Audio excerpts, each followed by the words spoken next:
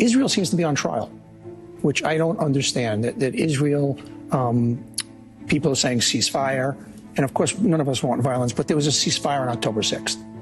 And since that time, we know what happened on October 7th, beheading, raping, every inhumane thing that you can do by a group whose only mission is not real estate, and it's not protecting Palestinian people. They put their own people in harm's way. They use them as shields. They've stolen billions of dollars of aid from the humanitarian aid from them. Their only mission is to eliminate Israel, eliminate all Jews.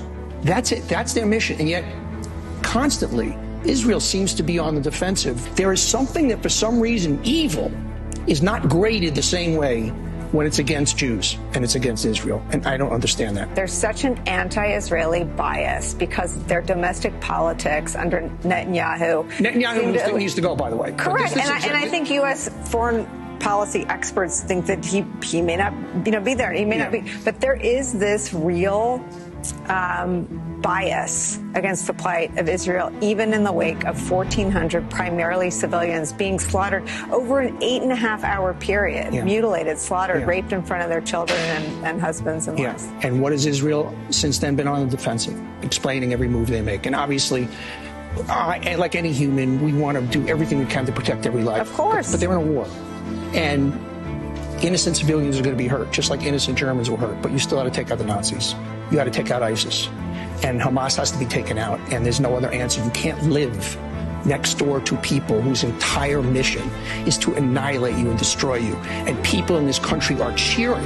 And the media is just kind of tippy-toeing around it. The Jews are treated different than other groups. That there's a dislike. That there is somehow that Jews being hurt or being slaughtered is different than other people being hurt. That somehow they have it coming to them. Yeah, I said it. That's what this is about. I don't know why the media just can't lay things out evenly. Nobody's asking you to side with either side. Just report it fairly, report it honestly, and report one group that is pure evil and the other group like us. They're very imperfect, just like we are, but they're a civilized, human value-driven democracy. Hamas is not fighting for peace. They're fighting for death. They don't want peace for their own people. This is just so black and white stuff. There's no gray areas here. And the media is like,